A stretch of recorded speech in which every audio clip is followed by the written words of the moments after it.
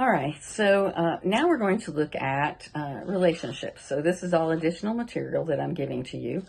And the first thing we want to look at is why we form relationships. What are these different characteristics that we use to look at, to view, to form relationships and maintain them?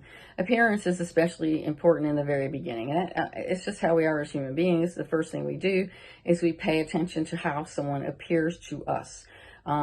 So after, so that's the first thing that happens. But once those initial impressions have passed, that's when we're going to start paying attention to other things, such as people, their personalities, such as, again, kind, empathic, compassionate, other kinds of pleasant personality types of characteristics would be likely to be judged as attractive in a different kind of sense. So attractiveness does come first. That's how we are as far as physical attraction, how someone appears. They have a pleasant appearance to us.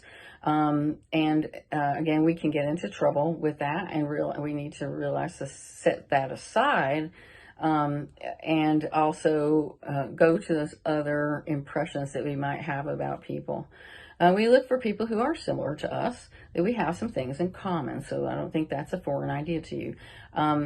Many friendships last decades when friends are similar. So you have something in common, or several things in common, that kind of are a glue for you.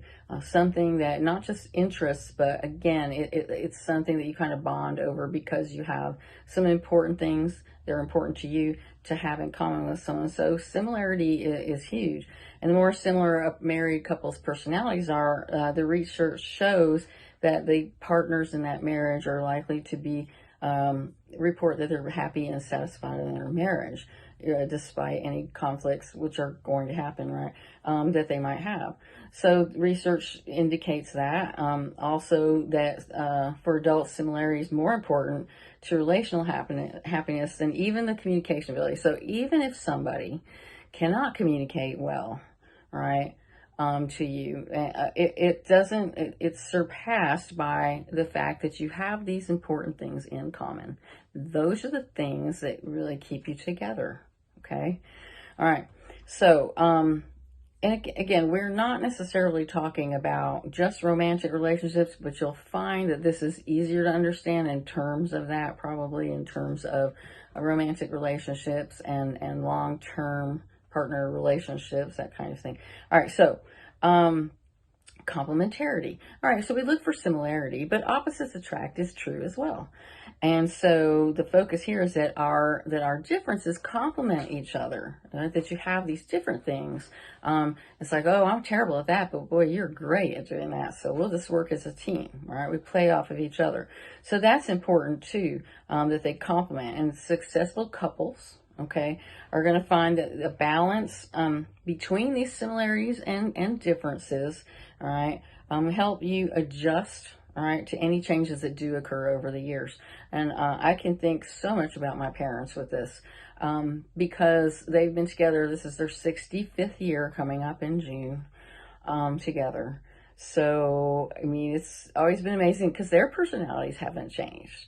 They still have the same personality characteristics that they always had.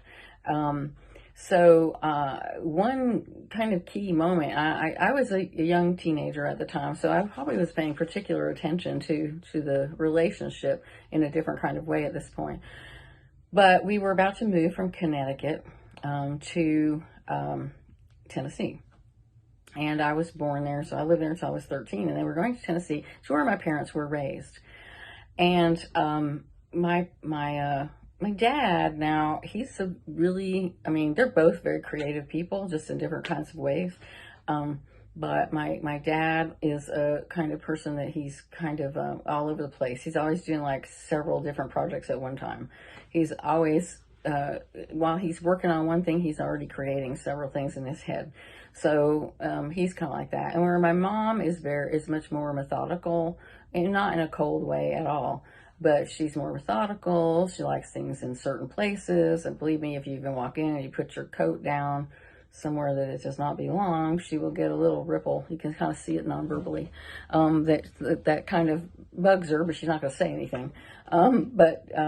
Anyway, so when we were getting ready to move, my dad, I don't know what was going on. There was like one crazy thing after another. Now, you're taking a family with 4 children, all right, and you're moving in this huge move, okay?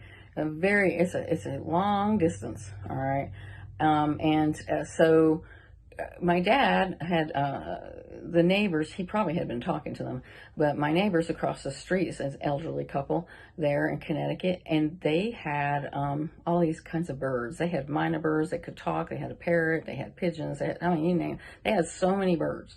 Okay, and they're getting on up there in years, and they decided to give us their parrot, Joey, and he could talk. He could talk quite a bit. And it was my dad, they wanted to give it to us. And my dad said, okay, yeah. And so I'm sure my mom wasn't thrilled because, again, she's a planner. So think about that. Big move, lots of kids, and a dog. And now we've got a parrot, So we had him for, I want to say probably about 2 weeks before we moved. And he quit talking. And we had a big picture window, and he would see this elderly couple across the street, and he would just go nuts. He would start talking. He missed them so bad. He was depressed, a depressed parrot. So my dad decided to give him back. But it didn't, and my mother probably was relieved. But instead, my dad went to a pet store, and he bought another parrot. Okay, so we know nothing about taking care of this, and here we are. We're all trying to sell the house and move and all this other stuff. Nuts, okay? But he did it. All right. And so when we finally did pack up and move and move down to Tennessee, and my dad had no job yet. He had to look for a job. We didn't have a house. We rented for a little bit right at the beginning. We tried to start back. It was right in the middle of the school year too. So that didn't help any. But so we're moving back, we're renting a place, and then we ended up in a trailer that belonged to my aunt while my dad was building our house. My dad and his brother actually built our house, did all the electrical stuff. They did everything. They were doing all of that. He started a new job, okay, and all this stuff was going on at the same time. And then one Saturday, my dad loved to go places on weekends and take us to I don't know, just little jaunts here and there, doing stuff like going to old cemeteries in Connecticut, like from colonial days and things like that. I mean, we just were always doing something on a weekend. So on this day, it was a nice sunny day in the spring, and we all went for a ride, yeah. And we ended up going to this place that sold Tennessee walking horses. So we were in Tennessee walking horses. Here we go. And my dad talked my mother into us buying 2 Tennessee walking horses. Now, remember that, we didn't have, it was crazy already. We were living in a trailer that belonged to an aunt of mine. And they had pigs back behind us, and we had to take care of those pigs. Of course, this was all new to me, all of us, kids. So, we had to do that. And so, my dad talked her into buying these horses. Well, we didn't even have a place to keep horses.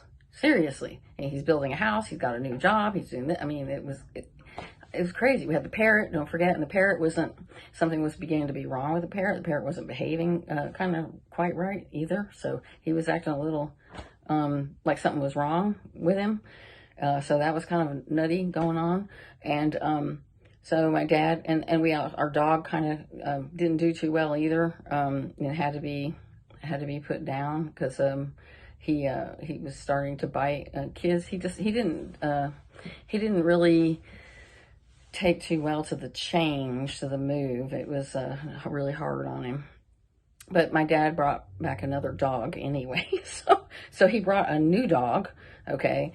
And we had the parrot. We're living in a trailer. We're feeding the pigs and taking care of the pigs. And then he buys these 2 horses. Don't forget he's building a house. So he buys these 2 horses.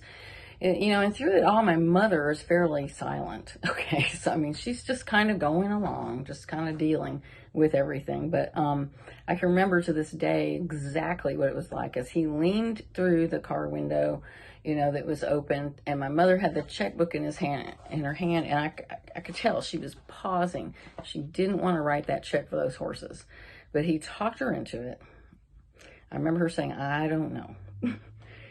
But he talked her into it, and so we bought these horses. He put up a single line electrical fence in the backyard, and those horses, by the way, were not broken. We knew nothing about horses, breaking horses, or anything else about horses. So, of course, as kids, we were thrilled to have the horses, but we couldn't ride them or anything yet. So, it was all a very strange time. So, anyway, they would constantly get out, this, that, and the other. I mean, it was crazy what was going on. And I asked my dad, it wasn't really that long ago, probably in the last couple of years. I said, "Why, Dad? Why? Why did you do all these things and make it so much harder? Because I can't imagine doing that." And he said, "Because I wanted you kids to be happy. I knew it was hard on you." So that was very touching to me that he said that. So, my dad, he is this very impulsive, he's more impulsive and creative, and he'll try all kinds of different things. And my mother's more reserved, because kind of, holds back and methodical and a planner.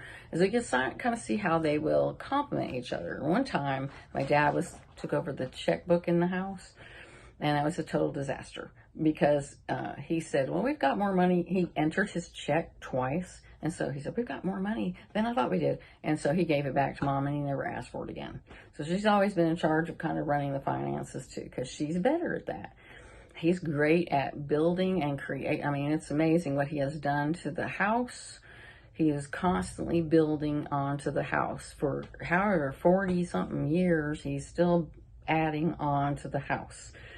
It started out, as just a 2-story house that he also added a back porch to. Then he enclosed the back porch. He added a dining room to the back.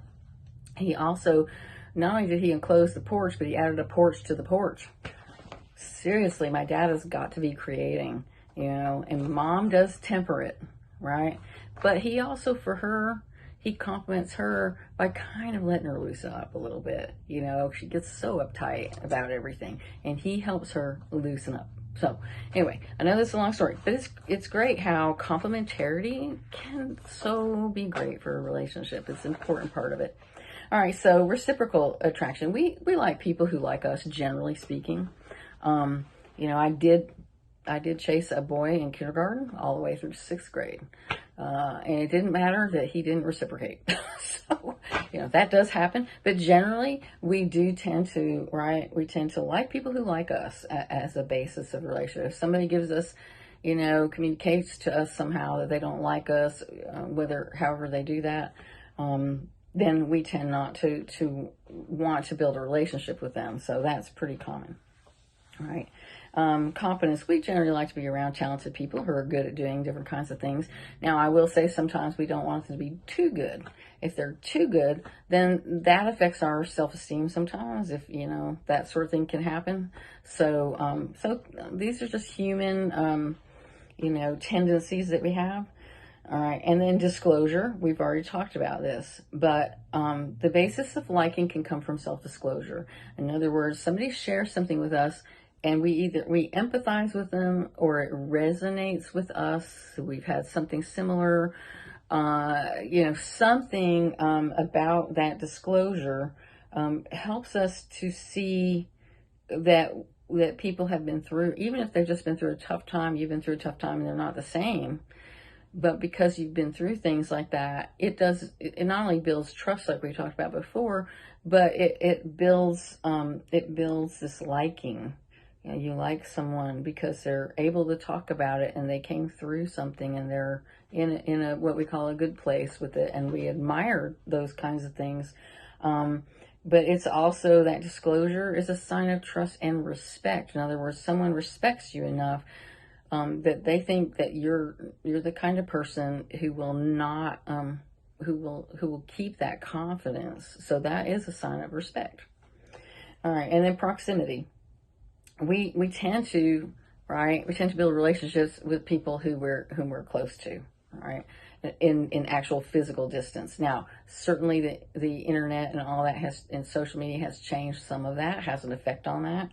Um, and I'm sure we'll see that. I also think, though, in a time such as now, recording this video, we know we're self-isolating at home, and I see many messages about how people miss, being with other people, and it is not the same, and that this digital communication, such as what I'm doing now, it's not the same as being in the classroom and seeing your faces, your reactions, your responses, and listening to you and what you have to say. I mean, that's a huge part of communication that's missing, and a huge part of our student-teacher relationship that is difficult to replace. I think that we have learned that, yeah, we do, that long distance relationships of this kind doesn't work all that well. It's not the same thing. It's not as good for us in many ways. Not that that it isn't beneficial. It absolutely is. And we're so glad to have all these different ways of communicating with each other now. Rewards, that's another reason why. So as a human being, we do tend to look at what's in it for me. We just do that. And this notion of social exchange theory is just an important one. You may have heard it in another class. And this goes on to page 2, right? It's the idea of rewards minus costs, right, equals the outcome. So in other words, what we're saying here is that, and when I was first introduced to this, a friend of mine, who happened to actually be a counselor, was saying, okay, I was having a difficult time with this relationship, and it was pretty painful at the time.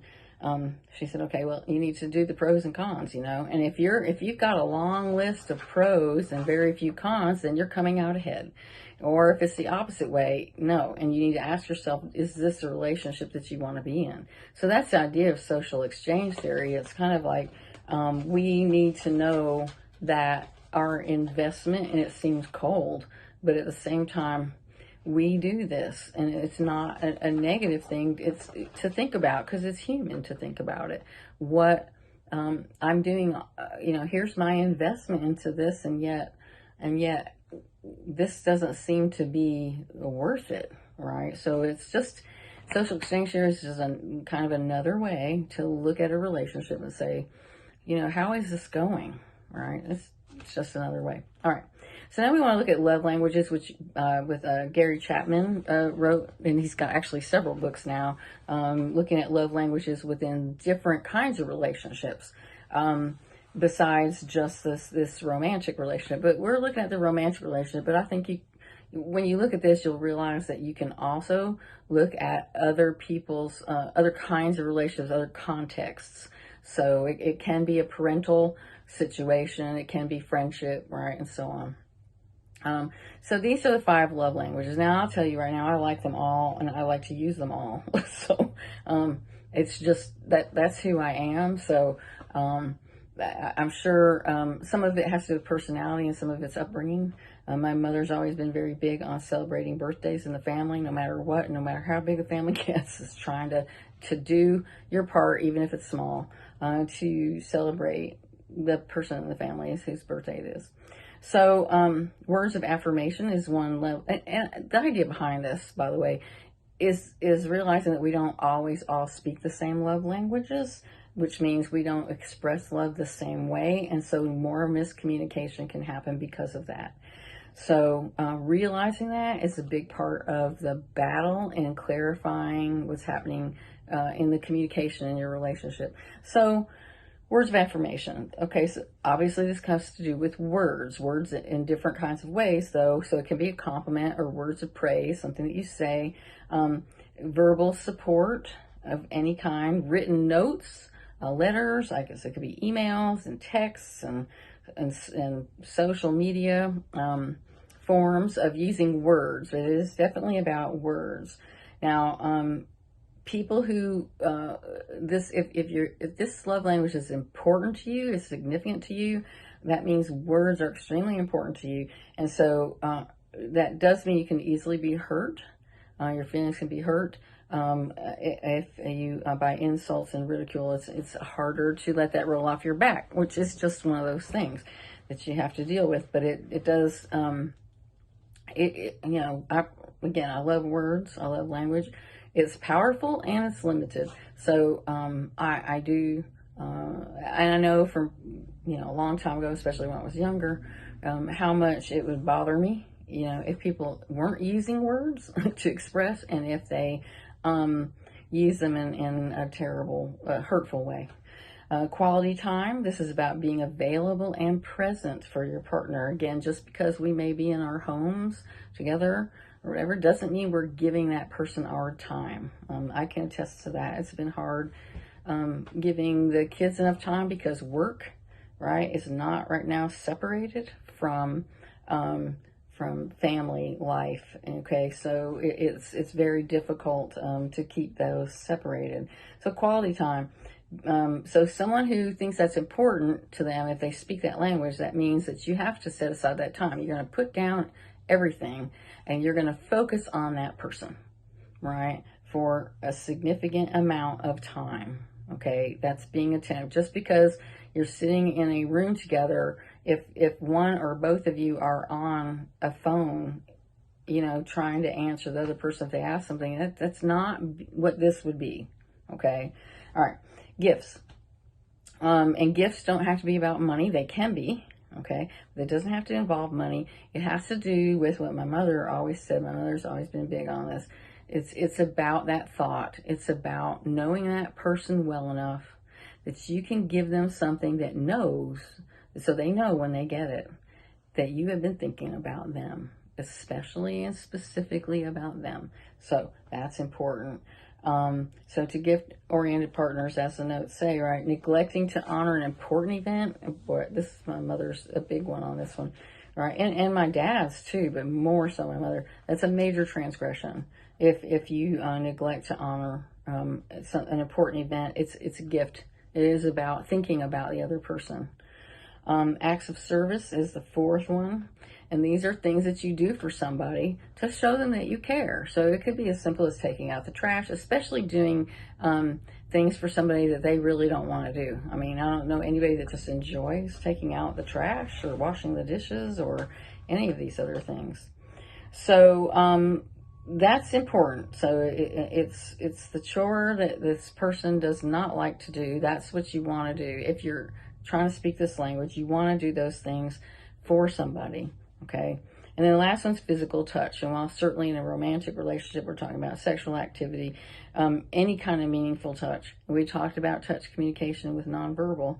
So it does matter, right? It matters. And not everybody speaks that language.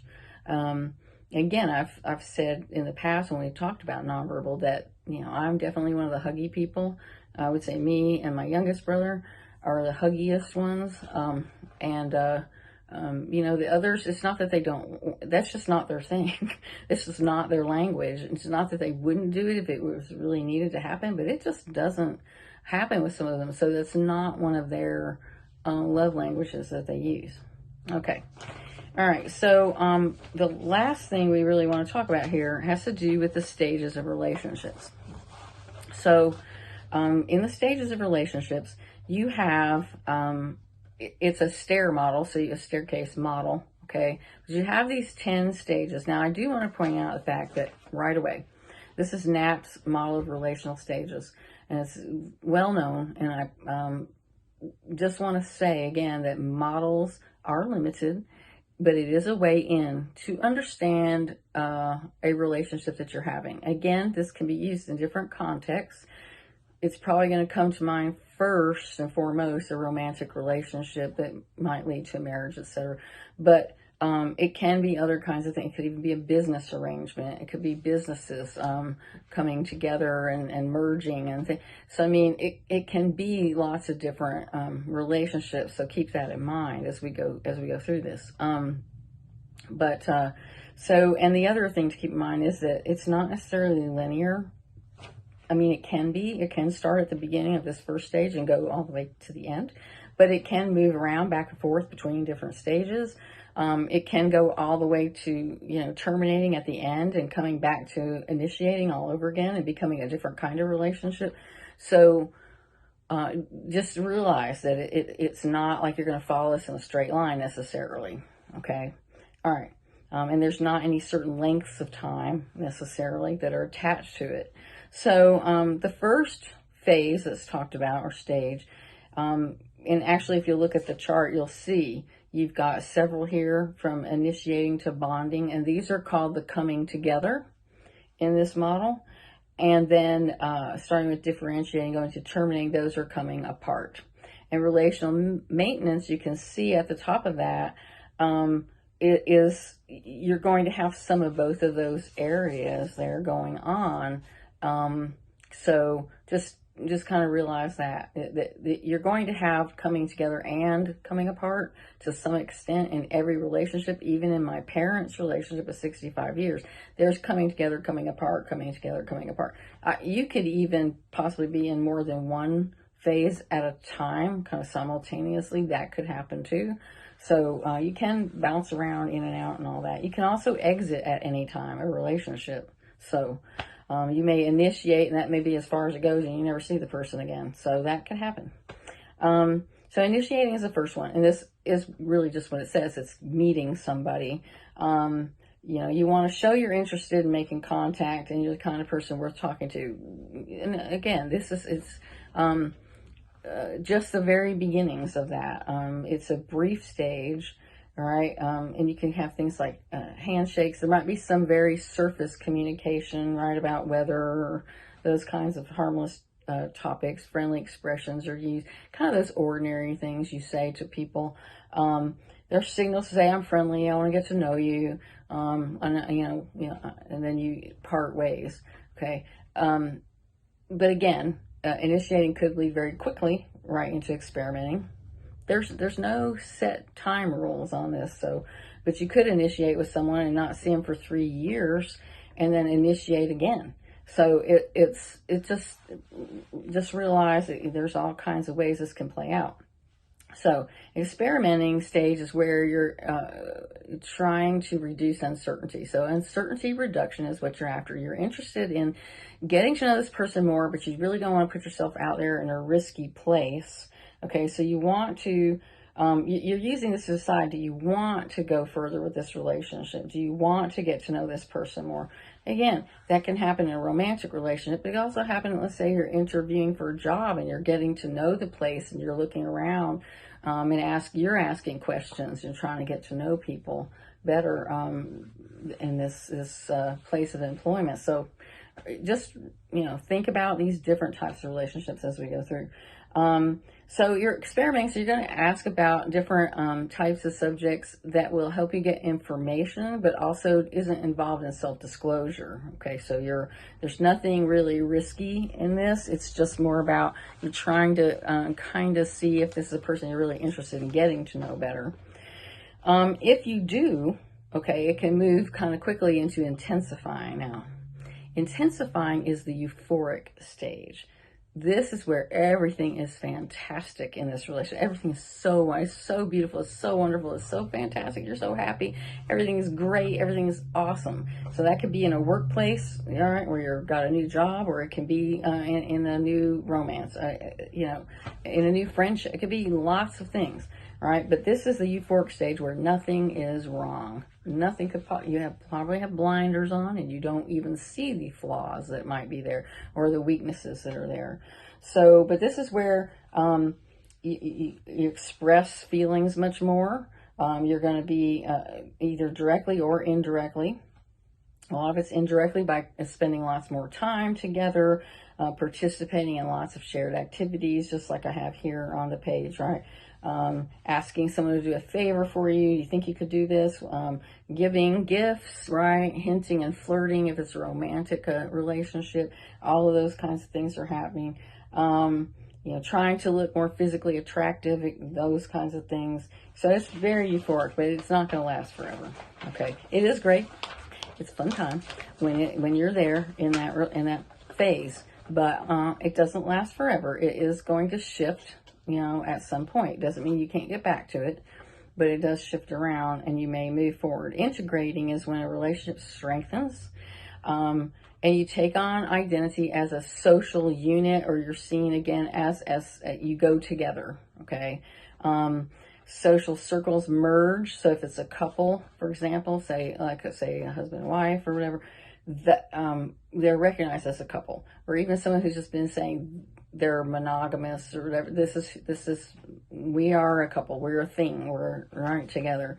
And so they begin to take on each other's commitments. Well, I need you to come to this event for me because it's really important, and I guess I'll do that for you, and we'll see if we can, right? And so you start to, because you need to be seen together as a social unit.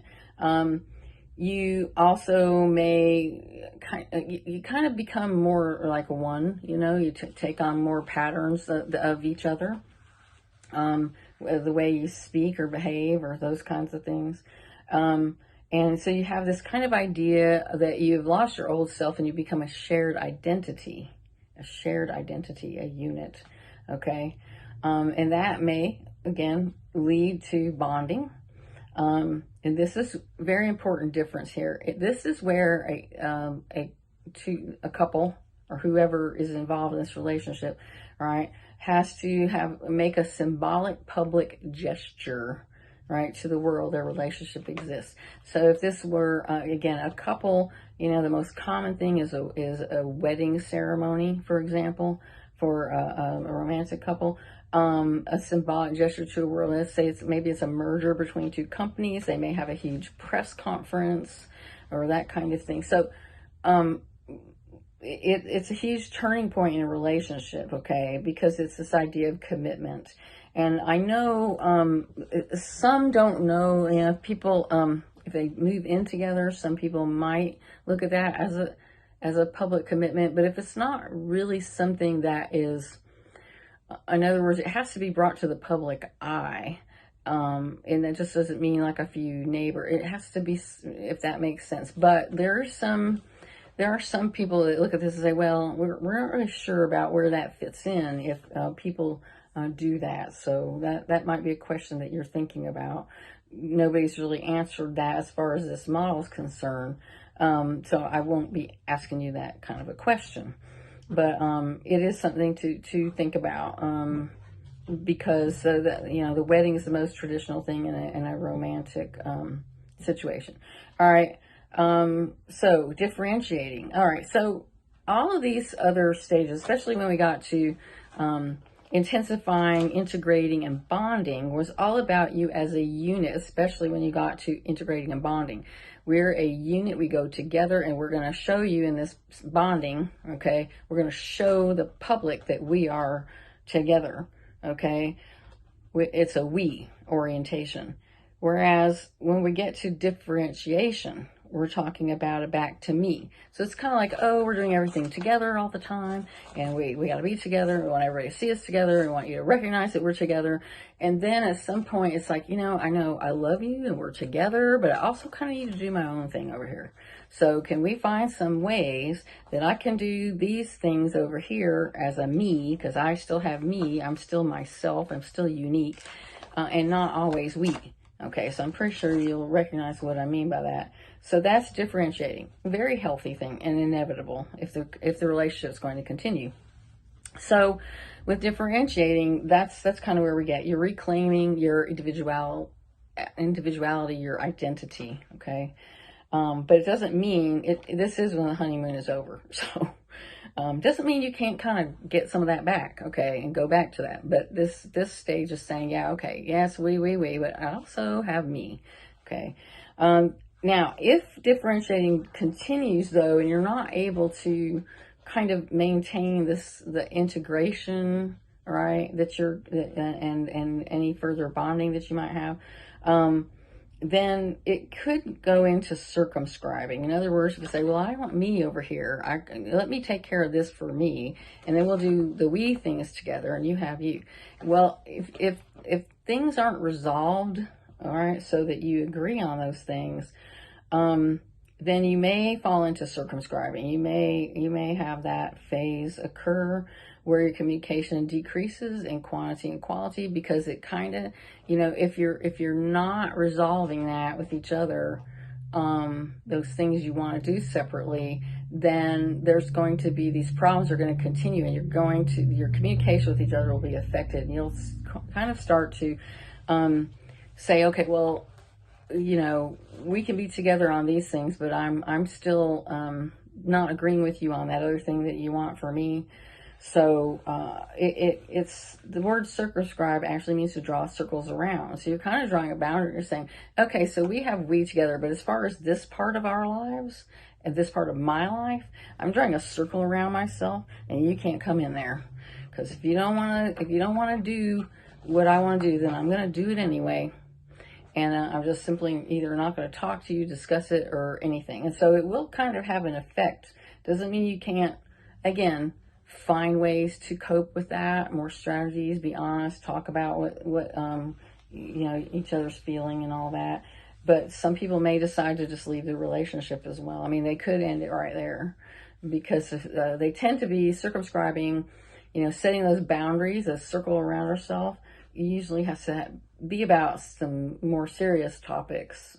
So that's circumscribing. So if it continues, then it's probably, and people stay in the relationship in that way, then they're going to become stagnant. They're going to go into the stagnating phase. And the intensifying is long gone, right? With this, partners just kind of go through the motions, really. They kind of just go, there's no growth, and it's relationally boring.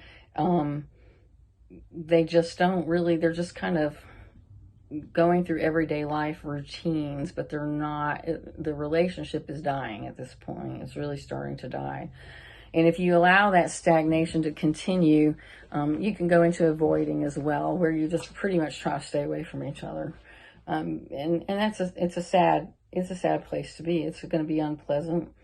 And so people are going to, because it's become so unpleasant in that stagnation, the circumscribing, all of those two phases, then you're going to create more physical distance. You're going to stay away from each other more and more. You might even go on long trips. You might do whatever you can just to stay away from each other, because it seems so poisonous. It seems so toxic to you.